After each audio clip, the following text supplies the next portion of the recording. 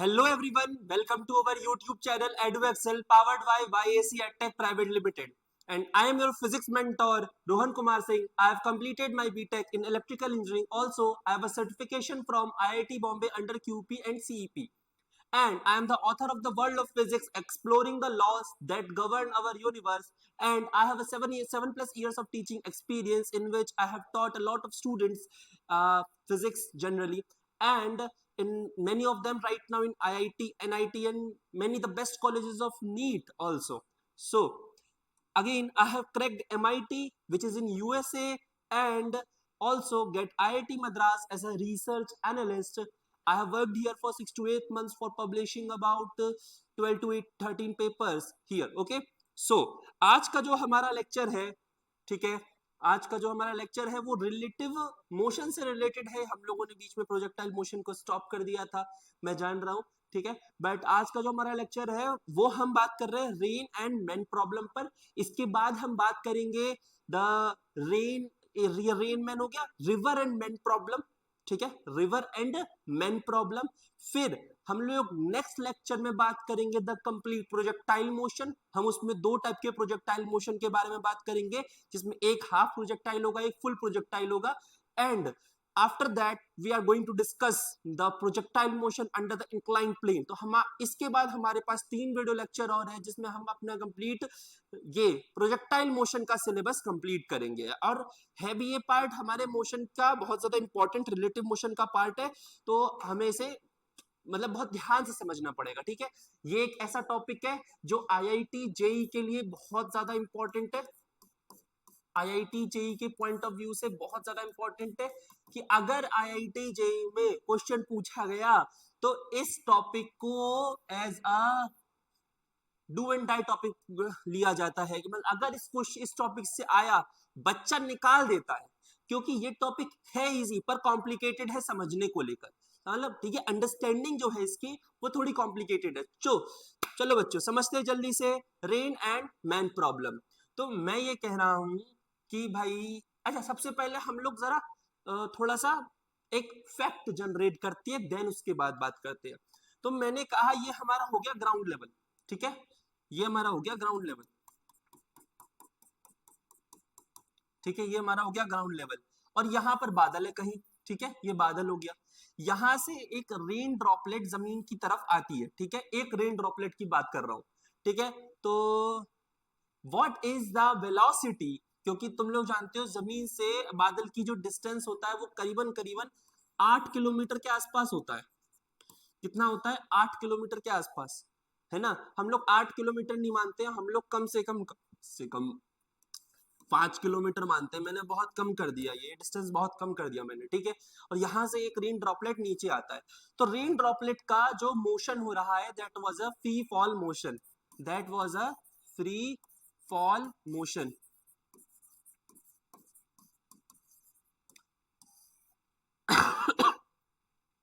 That was a free fall motion, okay. अगर u equal to 0 हो गया, ठीक है, हाइट कितना हो गया? 5 किलोमीटर. 5 किलोमीटर इसका मतलब 5000 मीटर, ठीक है. ये दो चीज हो गया, यू एच और फिर जी लिखेंगे तो जी हो गया 10 मीटर पर सेकेंड स्क्वायर. तो ये दो तीन चीज हो गया. तो मुझे निकालना है फाइनल वेलोसिटी. तो final velocity that is v square is equal to u square plus 2gh. v is equals to root over u square plus 2gh, that is equal to root over 2 into g हो गया 10 और h हो गया तुम्हारा 5000. 5000, ठीक है. तो 2×5 = 10, तो 10, फिर 1 4, तो 1 2 3 4, ठीक है. बाहर निकालो तो 100 आ जाएगा बाहर, और रूट ओवर 10. 10 की वैल्यू होती है 3 पॉइंट समथिंग, ठीक है, 3 पॉइंट समथिंग होती है, मैंने अप्रॉक्स 3 मान लिया. 3 into 100, ठीक है. तो that is 300 metre per second इसकी स्पीड होगी अप्रॉक्स. अप्रॉक्स. तो यानी कि यार अगर एक रेन ड्रॉपलेट किसी आदमी के सर पे या हाथ पे पड़ता है तो वो तो छेद कर देगा भाई. बहुत स्पीड से आ रहा है, एकदम बहुत तेजी से आ रहा है, सोचने वाली बात है. पर ऐसा नहीं होता है, और तुम किसी भी बारिश की बूंद को हाथ पे लेके देखना, तुम्हें उतनी तेज पड़ेगी भी नहीं। उसका रीजन मैं बताता हूँ ऐसा क्यों है। क्योंकि यहां से जो ड्रॉपलेट जमीन की तरफ आती है वो एक स्फेरिकल शेप में होती है। किस में होती है? स्फेरिकल शेप में होती है। स्फेरिकल शेप में होती है, और ये जो स्फेरिकल शेप है ये बहुत ज्यादा, मतलब यूनिवर्स में एक बहुत बड़ा एक यूनिवर्सल रूल है इस पूरे यूनिवर्स का, कि जो भी चीज स्फेयर में होती है वो एक टाइम के बाद कांस्टेंट स्पीड पे आ जाती है। ठीक है, तो यहां से गिरा, स्पीड बढ़नी चाहिए थी, पर एक लेयर के बाद इसके अंदर जो है वो स्फेरिकल शेप आया, और जिसकी वजह से ये एक कांस्टेंट स्पीड से आगे बढ़ने लग गया। एंड दैट गोज टू, जब वो जमीन की तरफ आया तो वो बहुत धीमा हो चुका था। वो एक कांस्टेंट स्पीड मान लो 50 की 10 30 से 40 किलोमीटर पर आवर की स्पीड से वो नीचे गिरा। इससे भी थोड़ा ज्यादा हो सकता है, मीटर पर सेकंड में हो सकता है, I have not a particular idea. बस फिर ये चीज समझाना था कि 300 मीटर पर सेकंड की स्पीड से नहीं स्टक करता, एक ऐसा मोमेंट आ जाता है, एक ऐसी लेयर आ जाती है जिसके बाद जो रेन ड्रॉपलेट है वो कांस्टेंट स्पीड से जमीन की तरफ बढ़ता है। ठीक है, चलो ये तो ये हो गया। अब बात आती है कि सर हम लोगों ने तो कभी कभी फील किया है कि हम लोग रास्ते में चल रहे हैं और तेजी से हमारे एकदम चमाट पड़ता है बारिश का, बारिश की बूंदों का। तो वो ऐसा होता है कि जैसे ही हमारे बहुत ज्यादा नजदीक आ जाती है बारिश की बूंदें, तो उस समय ना हवा भी चल रही होगी, ये चीज और देख लेना, उस समय हवा बहुत तेज चल रही होगी। तो हवा की वजह से क्या होता है, एयर जो है उसको उसके डायरेक्शन, और क्या कहते हैं, एयर उसके डायरेक्शन एज वेल एज उस पर जो फोर्स अप्लाई करती है ना, जिसकी वजह से उसकी स्पीड बढ़ जाती है, एंड देन वो बहुत तेजी से फील होता है। तो यहां पर वही चीज अब हम रेन एंड मैन प्रॉब्लम में पढ़ने वाले हैं। ठीक है, ये हो गई हमारी जमीन।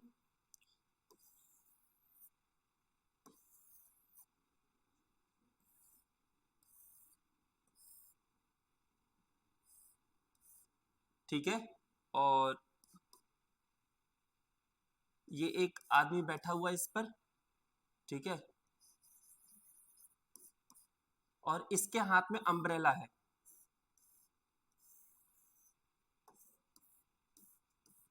ठीक है, इसके हाथ में अम्ब्रेला है।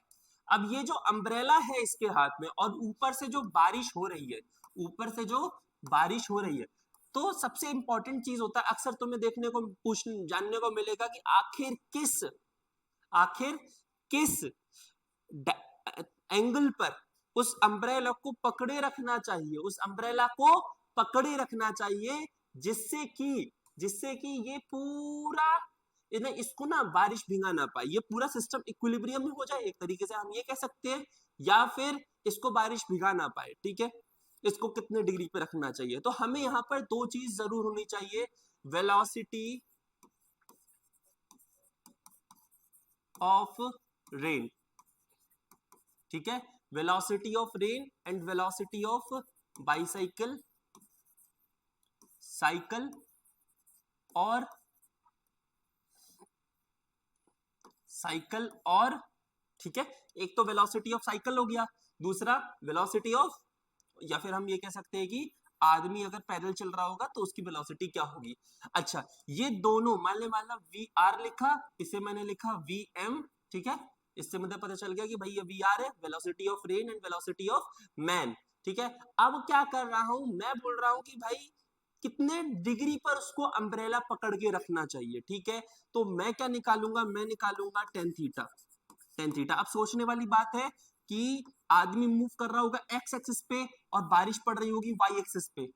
ठीक है, आदमी मूव कर रहा होगा एक्स एक्सिस पे और बारिश पड़ रही होगी वाई एक्सिस पे, तो मैं भाई कहूंगा कि v r upon v m, ये हमारा जो थीटा निकलेगा, that tells about the degree of holding the umbrella, degree of holding the umbrella, such that theta will be tan inverse v r by v m, tan inverse v r by v m. चलो, ये चीज clear हो गया तुम लोगों को। ठीक, इसमें कोई डाउट नहीं बचा होगा, बहुत इजी सी चीज है ये, इसमें कोई दिक्कत बचती ही नहीं है।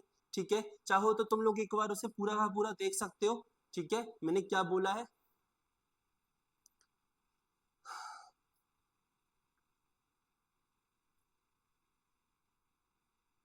चलो अब हम लोग नेक्स्ट पे बात करते हैं। तुम्हारा रेन एंड मैन प्रॉब्लम हो गया। अब river and RIVR river and man problem.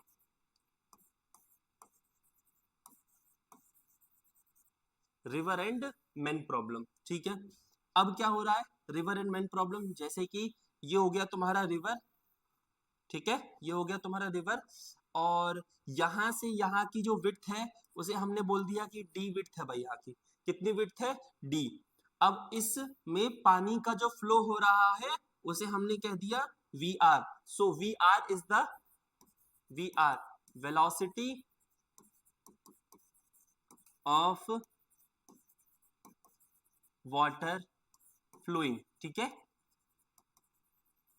पानी के बहाव की वेलोसिटी यहां पर हम डिफाइन कर रहे हैं, पानी के बहाव की वेलोसिटी हम लोग यहाँ पर डिफाइन कर रहे हैं, ठीक है।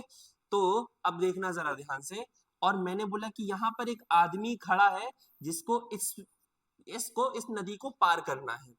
अब मुझे ये बताओ कि अगर इस डायरेक्शन पे वेलोसिटी है और ये डी वेलोसिटी से, मतलब डी इसका डिस्टेंस है यहाँ से यहाँ तक, और इस आदमी को ये रिवर पार करना है, तो ऑब्वियस सी बात है कि ये ऐसे रिवर पार नहीं कर पाएगा, इसका डायरेक्शन जो हो जाएगा वो कुछ ऐसा हो जाएगा। तो ये हो गया हमारा थीटा, ये हो गया हमारा थीटा। तो सबसे पहले मैंने लिख दिया कि velocity of man will be, ये हो गया वेलोसिटी ऑफ मैन, ये हो गया वेलोसिटी ऑफ मैन, ठीक है। अच्छा, अब मैं ये देख रहा हूं कि भाई ये जो VR और VM है, सबसे पहले मुझे निकालना है थीटा, तो टेन थीटा हो जाएगा velocity of the water flowing inside the river upon velocity of man, velocity of man, ठीक है। अब वो, ठीक है, इससे पता चल जाएगा कि भाई जाना उसको सामने था पर वो कितना डिग्री टिल्ट कर गया। अच्छा, इसको पहुंचना इस पॉइंट पे था पर वो पहुंचा इस पॉइंट पे, तो यहां से यहां तक का भी डिस्टेंस होगा, ठीक है। अच्छा, अब तुमसे क्वेश्चन में ना अक्सर पूछा जाएगा टाइम बताओ भैया, टाइम बताओ, या फिर टाइम गिवन होगा तो तुमसे ये डिस्टेंस, मैं एक कैलकुलेटिव डिस्टेंस बताऊंगा। मैंने इसको डी कह दिया, इसको मैं एल कहता हूं, मैंने इसको डी कह दिया, मैं इसको एल कहता हूं। तो अब मैं ये कह रहा हूं कि भैया let's say the time taken by the, let's say the time taken by the man to pass the river, to pass the river, river pass करने में जो उस आदमी को टाइम लगा, क्या बोल रहा हूं, रिवर पास करने में जो उस आदमी को टाइम लगा उसे हमने कह दिया दैट टाइम इज टी, वो उस टाइम को हमने क्या कह दिया, टी कह दिया। तो फॉर टी अब मैं ये कह सकता हूं कि जो एल डिस्टेंस है वो VR.T से निकल के आ जाएगा, है ना। तो T इज इक्वल्स टू क्या हो जाएगा, L/VR हो जाएगा।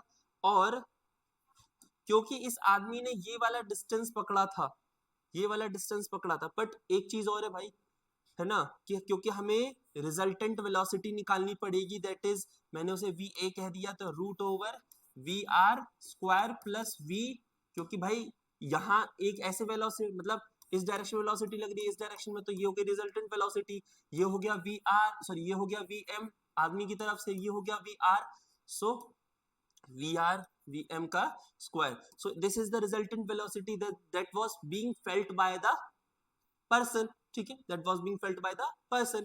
अब सोचने वाली बात ये है कि ये इधर गया, ये इधर गया, फिर ऐसे करके ये जा रहा है, तो जितना टाइम इसको ये वाला डिस्टेंस कवर करने में लगा उतना ही टाइम इसको ये वाला डिस्टेंस कवर करने में लगा होगा। सही बात है, क्योंकि वो ऐसे या ऐसे नहीं गया, वो ऐसे गया है, तो उसने इतने टाइम में ये भी कवर किया, ये भी कवर किया, ठीक है। ये तो VM वेलोसिटी से हो गया, तो मैंने कह दिया कि तुम्हारे पास D गिवन था, तुम्हारे पास D गिवन था, और तुमने VM वेलोसिटी से नदी कवर करी, तो टाइम जो लगा that is D/VM, that is D/VM। अच्छा, ये जो टाइम लगा इस टाइम को मैंने क्या किया, मैंने वी आर से मल्टीप्लाई कर दिया इस टाइम को, तो मुझे मतलब एक्स एक्सिस पे जो डिस्टेंस निकलनी थी वो निकल गई। क्या बोल रहा हूँ, एक्स एक्सिस पे जो डिस्टेंस निकलनी थी वो निकल गई। ठीक, चलो ये तो हमारा हो गया कि भाई हाँ किस तरीके से क्या वेलोसिटीज, क्या टाइम, क्या चीजें होने वाली थी। ठीक, ये क्लियर हो गया सब बच्चों को। अच्छा, ये वाला दोबारा देख लो, मैंने क्या बोला, यहां से पहले तो उसने कवर अप किया, बिल्कुल कलर चेंज करता हूँ। उसने सबसे पहले यहां से ये वाला डिस्टेंस भी कवर किया, ये वाला भी डिस्टेंस कवर किया, पर ऐसे करके नहीं, उसने सीधे सीधे ये कवर किया। अब मैं बोल रहा हूँ कि इस डायरेक्शन में जाने वाली जो वेलोसिटी थी, समझ रहे हो ना, इस डायरेक्शन में जाने वाली जो वेलोसिटी थी वो जो थी वो था vm, इस डायरेक्शन में vm वेलोसिटी से गया, और इस डायरेक्शन में, इस डायरेक्शन, ये डायरेक्शन किस वजह से कवर किया, vr वेलोसिटी की वजह से कवर किया। तो ये चीज का ध्यान बहुत अच्छे से रखना। ठीक, कि तुम्हारा डायरेक्शन क्या है और तुम्हारी वेलोसिटी का डायमेंशन क्या है। ओके, और डायमेंशन बोले तो भाई तुम्हारी वेलोसिटी किस डायरेक्शन में लग रही है, ये सारी चीजें बहुत ज्यादा इंपॉर्टेंट होती है। चलो, तो एक काम करते हैं, एक क्वेश्चन लेते हैं, इसी के बेसिस पे एक क्वेश्चन लेते हैं। ठीक है,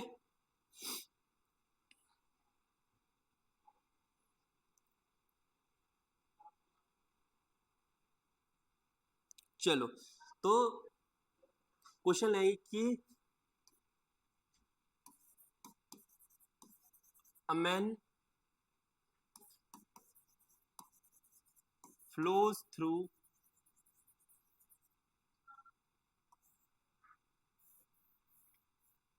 a man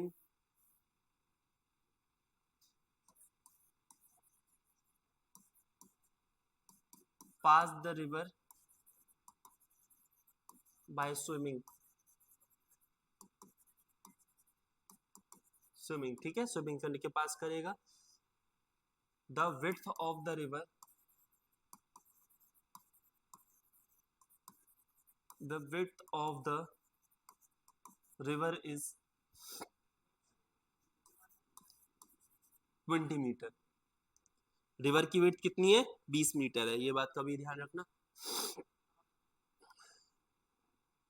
the width of the river is 20 meter and velocity of man will be, कितना है वेलोसिटी, मैं कह देता हूं 5 मीटर पर सेकेंड की वेलोसिटी है। So find out the distance covered in x direction by the man if the velocity of river is 3 meter per second. Also find out the change in the direction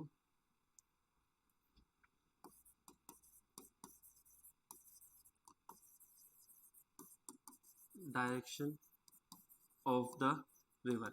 तो ये बहुत ज्यादा important question है, मतलब important क्या, इस type के ही ज्यादातर तो क्वेश्चन तुम लोगों को देखने मिलेंगे, अदरवाइज तुमको कहीं ना कहीं चीजें शिफ्ट कर दी जाएंगी कि वो चीज गिवन है और इस यहाँ से तुम्हें ये निकालना है, कुछ ऐसे करके चीज है बस, पर बेस क्वेश्चन लेवल तुम्हारा यहीं से शुरू होता है। तो सबसे पहले जब हम देखते हैं, हमें ये पता चला कि भैया ये तो रिवर है अपना, ठीक है, ये रिवर है, और उसके बाद इन दोनों के बीच की जो दूरी है वो है 20 मीटर। यहाँ से एक आदमी जो है वो फ्लो चलना शुरू करता है, बट उसकी जो वेलोसिटी है वो 5 मीटर पर सेकेंड की है इस डायरेक्शन में, ठीक है, और इस डायरेक्शन में उसकी वेलोसिटी 3 मीटर पर सेकेंड है। ठीक, तो सबसे पहले हम क्या करते हैं, हम निकालते हैं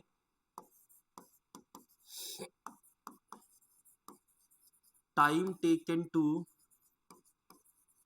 cover the width, time taken to cover the width, जो विड्थ है उसे कवर करने में कितना टाइम लगेगा, दैट इज 20/5, तो ये हो गया 4 metre per second, sorry 4 metre second, 4 second, that is 4 second. तो यहां से यहां तक उसको कवर करने में 4 सेकेंड लगा, पर उसने ऐसे करके डिस्टेंस कवर किया होगा, तो ये थीटा, तो ये थीटा निकालो बच्चों। तो थीटा निकालने के लिए क्या करेंगे, तो सो टेन थीटा हमारा क्या हो जाता है, टेन थीटा क्या हो जाता है, वो ऐसे करके जाना था वो उधर चला गया, ऐसे करके जाना था वो उधर चला गया, तो उधर चला गया, तो टेन थीटा हो जाएगा 3/5, tan theta will B 3/5, so theta will B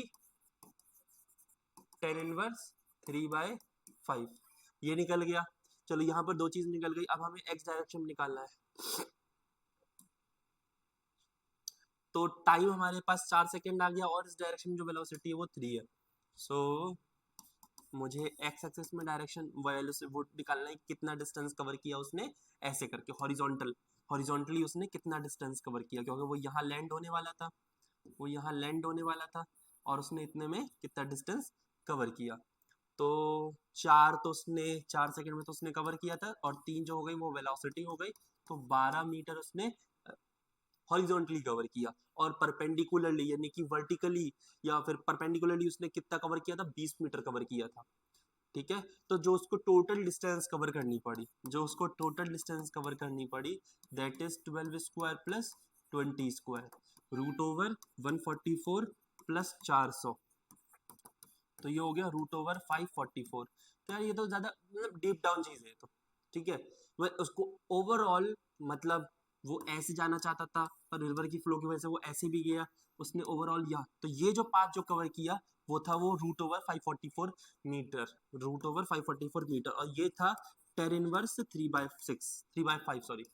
ठीक है, तो ये था ऑल ओवर इसके अंदर का सिस्टम। ठीक है, तो बेसिकली अगर जब हम ये देख रहे हैं तो हमें लोगों को समझ में आ गया कि कहीं ना कहीं यहाँ पर ना एक टर्म लगता है, टर्मिनोलॉजी लगती है, ठीक है, जो एक दूसरे से रिलेट कर रही है। जब तक वेलोसिटी, अगर मुझे एक्स डायरेक्शन में वेलोसिटी डायरेक्शन में कवर किया हुआ डिस्टेंस निकालना था, तो मुझे एक्स डायरेक्शन वाली वेलोसिटी भी जरूरी थी, उसी के रिलेटिव में निकाला।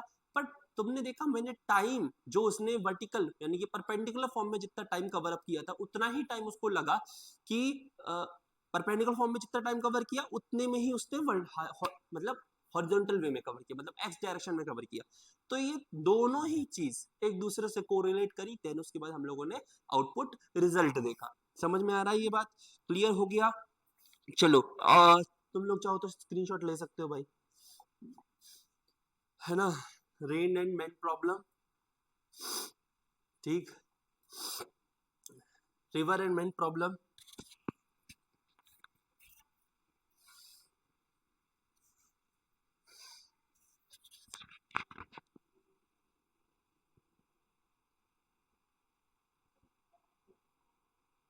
ठीक है, तो ये हो गया अपना कवर अप।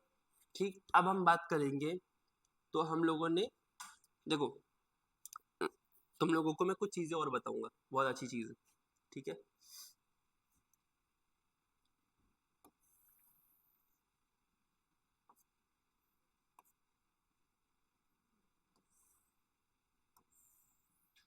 यहां से यहां तक एच था, और यहां पर जब एक बॉल छोड़ी गई तो वो, वैसे बेसिकली इसे तुम टॉपिक डाल लो हाफ प्रोजेक्टाइल मोशन,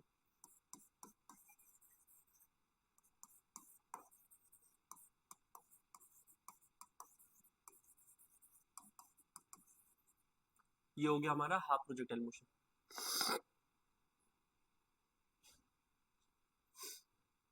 और इस डायरेक्शन में, नीचे की डायरेक्शन में जी लग रहा था, और u इक्वल टू क्या था, जीरो था। बच्चों u इक्वल टू था जीरो, नीचे की डायरेक्शन में जी लग रहा था, और परपेंडिकुलर हाइट h थी, परपेंडिकुलर हाइट h थी। तो मैं अब इससे टाइम वगैरह सब निकालना चाहता हूँ, कैसे निकालूंगा, ध्यान दो, u जीरो था, एक्सलेशन g था, और डिस्टेंस कवर हुआ वो h था, तो मैं v निकालूंगा सबसे पहले। तो v is equals to u square plus 2gh, ये जीरो हो गया, 2 इंटू जी का जी और h का h, रूट ओवर 2gh, ये तो हो ही गया, ठीक है, कोई दिक्कत नहीं है। अब मैं क्या निकालूंगा, टाइम निकालूंगा, तो v हो गया मेरे पास रूट ओवर 2gh और u 0 था, u भाई 0 था और टाइम निकालना है तो v माइनस यू अपॉन ए। v कितना है, v है रूट ओवर 2gh, ठीक है। और फिर उसके बाद माइनस में तो 0 आएगा क्योंकि u तो 0 हो चुका है, ध्यान से देख लो, ठीक है, तुम लोग अच्छे से देख लो भाई। तो 2gh रूट ओवर 2gh, ठीक है, और v is equals to root 2gh and then t is equals to v minus u upon a and that is equal to root over 2gh। अब रूट ओवर 2gh, ठीक है, u 0 हो गया, upon में मैंने क्या लिखा, a लिख दिया, तो a हो गया हमारा g। तो ये हो जाएगा कुछ ऐसे करके root over 2h by g। Time निकालना है, टाइम यही हो जाएगा, होगा या नहीं होगा, ठीक है, कोई दिक्कत नहीं। अगर मैं इसी में बेसिकली सब चीज आउटपुट है, अब कुछ निकालना है नहीं, एक्सेलरेशन गिवन था, टाइम फाइनल वेलोसिटी, सब चीज हमने निकाल ली कोरिलेट करते करते। तो यार देखो यहाँ पर ना ये सारी चीज इसी तरीके से वर्क कर रही है, यहाँ पर ये सारी चीज इसी तरीके से वर्क कर रही है। अब हमें क्या करना है, अब हमें देखो मैं ये वाली चीज इसलिए बताया क्योंकि हम लोग हाफ प्रोजेक्टाइल मोशन में पता है कैसे पढ़ेंगे, ये ऐसे करके और यहाँ से ऐसे करके जंप कर दिया, तो इस वाली चीज को हम पढ़ने वाले, तो मैंने सोचा कि ये वाली चीज थोड़ा दोबारा एक्सप्लेन कर दी जाए ताकि तुम्हारे मन में ना इसके बाद मैं जो चीज एक्सप्लेन करने वाला हूँ उससे एक परेशानी जाहिर ना हो। तो दोबारा देख लो, ये हो गया v निकाला और फिर s is equals to u t plus half a t square, तो हाफ जी टी स्क्वायर भी तुम ट्राई कर लो यहाँ से भी, तो 2h अपॉन जी वो भी रूट ओवर में, तो 2h अपॉन जी वो भी रूट ओवर में, बात ही सेम है, तो डिस्टेंस ये निकल के आ रहा है। अब हम बात करेंगे हाफ प्रोजेक्टाइल मोशन में कैसे हो रहा है यहाँ पर सारा सीन, ये ऐसे यहाँ पर। अब क्या हुआ, यहाँ से एक बॉल को फेंका गया जो कुछ ऐसे गया, ठीक है। अब देखा जाए तो यहाँ से जो वेलोसिटी दिया गया था वो u दिया गया था, the initial velocity that was provided to the object for following this projectile is u, ठीक है। तो the object is given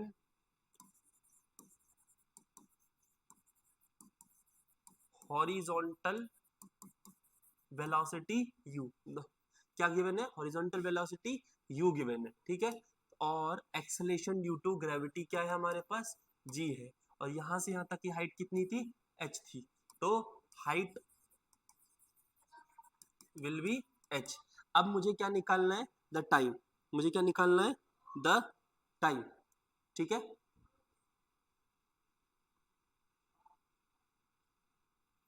चलो अब हम बात करेंगे, देखो इस ऑब्जेक्ट के पास जो वेलोसिटी गिवन है वो सिर्फ और सिर्फ x डायरेक्शन में, y डायरेक्शन में वेलोसिटी नहीं है, तो अब हम इसके हिस्से करते हैं। हम हमेशा क्या करते हैं, हम हिस्से करना ज्यादा पसंद करते हैं।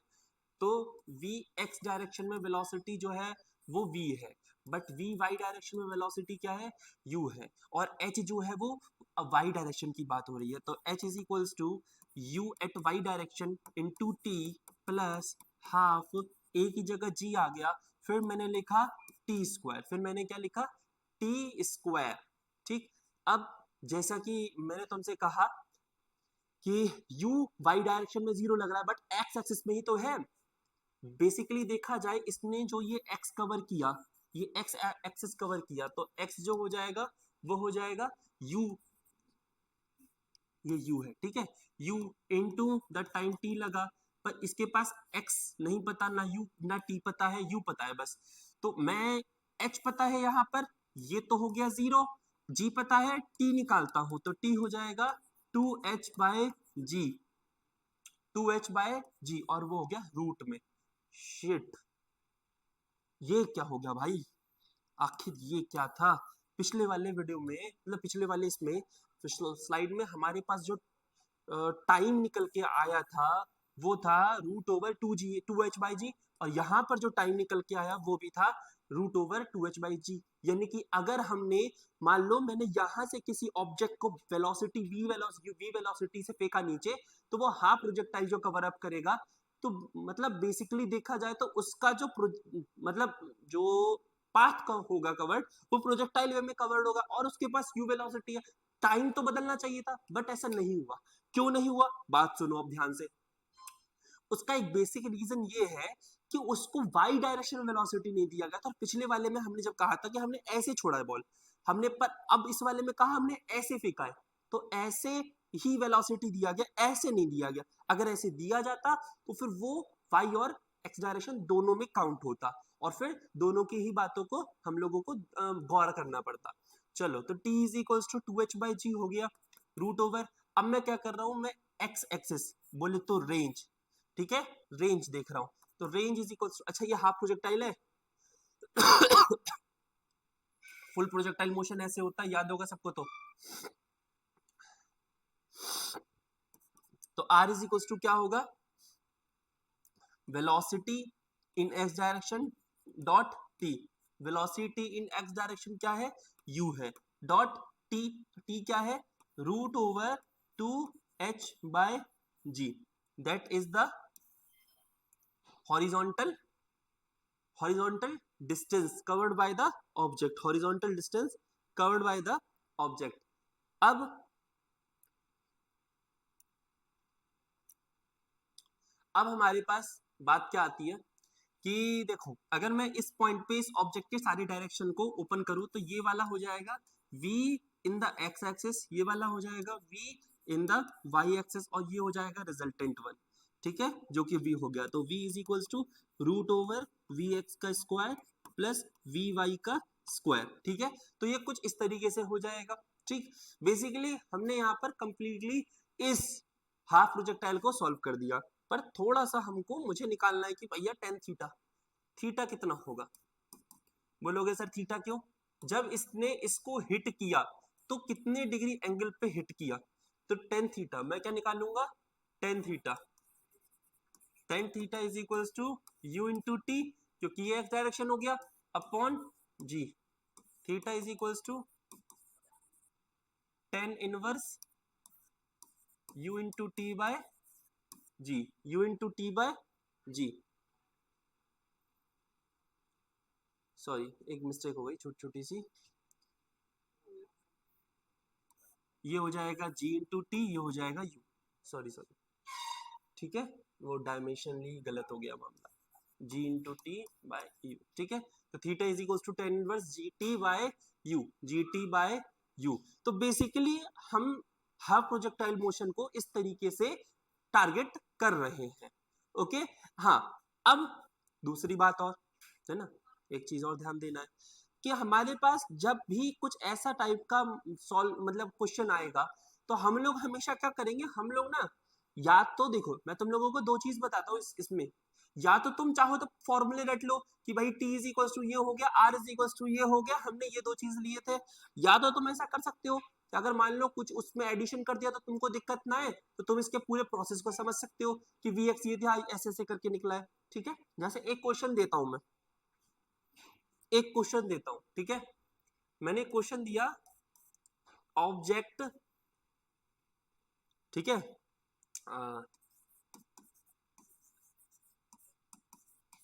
N object is kicked with a velocity of 4 meter per second from the height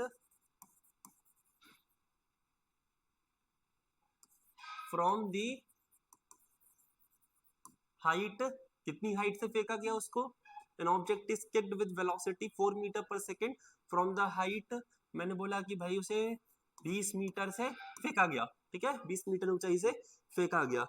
ये दो चीज हमारे पास इंपॉर्टेंट थी। इसके बाद